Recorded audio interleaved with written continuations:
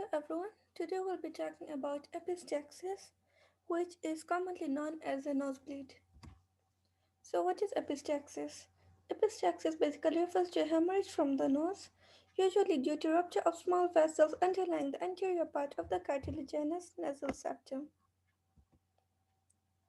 So, local causes of epistaxis include spontaneous, such as damage to the little's area, trauma, nasal fractures, septal ulcers, chronic perforations, postoperative bleeding, tumors, benign and malignant granulomas, hereditary telangiectasia, autoimmune disease, and others. Under general causes, we have got cardiovascular conditions, hypertension, raised venous pressure, such as in mitral stenosis, coagulation or vessel defects, hemophilia, leukemia, anticoagulation therapy, thrombocytopenia, fevers, infections which are rare, typhoid fever, influenza. So, etiology. In most cases, the exact cause of epistaxis remains unknown, which we commonly call idiopathic epistaxis. While a single episode of epistaxis usually does not require any investigation, recurrent epistaxis must be investigated for an underlying cause, such as a bleeding disorder. Local causes include nasal irritation, which may be due to nose picking, foreign intranasal nasal body, dry nose, excessive nose blowing, or intranasal drug use. Then vascular malformations such as hereditary hemorrhagic telangiectasia, nasal hemangioma, inflammatory granulomatous disorders such as allergic rhinitis, bacterial sinusitis, rhinosporidiosis, then craniofacial trauma such as blunt trauma, nasal and septal fractures, zygomatic maxillary or frontal bone fractures, and basal skull fracture. Nasal septal defects such as deviated nasal septum, septal spurs, septal perforation, tumors of the nasopharynx and or paranasal sinuses, such as juvenile nasopharyngeal angiofibroma, squamous cell carcinoma, bleeding disorders such as von Willebrand's disease, severe thrombocytopenia, hemophilia, anticoagulant and or aspirin therapy. Vascular causes include hypertension, Wagner granulomatosis with polyangiitis. These are the systemic causes. So, classification of epistaxis, you can classify it as anterior epistaxis or posterior epistaxis. So, what are the clinical features? Anterior epistaxis usually presents with bleeding from the nostrils. However, posterior epistaxis is going to present with bleeding through the posterior nasal aperture, which will be bleeding down the throat, so there'll be no external signs of bleeding. They may be hemoptysis, hematemesis, and omelina. It may occur due to swelling of large amounts of blood. Remember these posterior epistaxis? So instead of the blood coming out from the front, it goes back.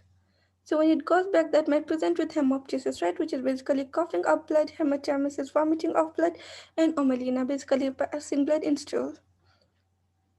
The relative frequency of anterior epistaxis is 90%, posterior epistaxis is 10%. Peak incidence is in children less than 10 years old of anterior epistaxis, and posterior epistaxis is seen in older individuals, such as greater than 50 years of age. So, the most common site of bleeding in anterior epistaxis is the Kiesselbach plexus and anastomosis of four arteries, which include the anterior ethmoidal artery, sphenopalatine artery, greater palatine artery, and superior labial artery, which is located in the anterior inferior portion of the nasal. Then, posterior epistaxis.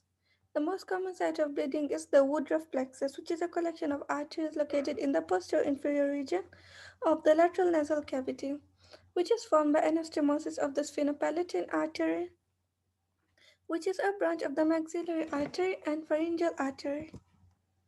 So, posterior epistaxis may be a sign of life-threatening hemorrhages.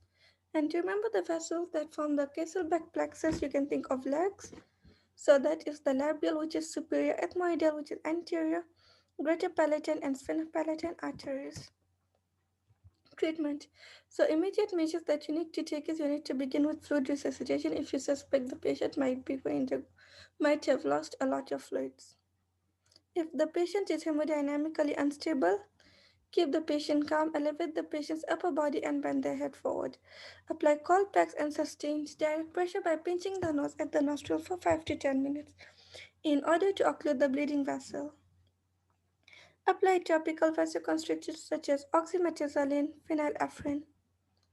Then, if epistaxis continues after 10 to 15 minutes, the first line is cauterization of the bleeding vessel using silver nitrate or electrocautery. Second line includes nasal packing using gauze impregnated with petrolatum and antibiotics. Antibiotics that's for Staphylococcus aureus coverage. Anterior nasal packing is used for anterior epistaxis and posterior nasal packing is used for posterior epistaxis. It can be performed by using conventional ribbon gauze or a Foley catheter. And then, even after all the measures you have taken, if epistaxis persists, you have to do arterial embolization or endoscopic ligation of the bleeding vessel. Anterior ethmoidal artery for anterior epistaxis and sphenopalatine artery for posterior epistaxis. So, in summary, epistaxis is the medical term for nosebleed, which is a common presenting complaint in the emergency room. The most common site of bleeding is the Kiesselbach plexus, where the vessels supplying the nasal mucosa anastomose with each other. Bleeding from this region causes blood to flow through the nostrils, anterior epistaxis. Rarely, epistaxis may not be apparent because blood runs down the throat, which is posterior epistaxis. The most common causes of epistaxis include not speaking, foreign body in the nasal cavity, and a dry nose. Usually, the bleeding stops on its own, but severe epistaxis may occur with hypertension, bleeding disorders, and following severe traumatic injury. Hereditary hemorrhagic telangiectasia, which is an autosomal dominant vasculopathy characterized by telangiectasia on the skin and mucosa, is another cause of recurrent epistaxis. Immediate measures to control epistaxis include elevation of the upper body, application of ice packs, and nose pinching. If bleeding does not subside, the nasal cavity must be packed and the patient must be referred to an ENT surgeon. So that's all about epistaxis. Thank you for watching.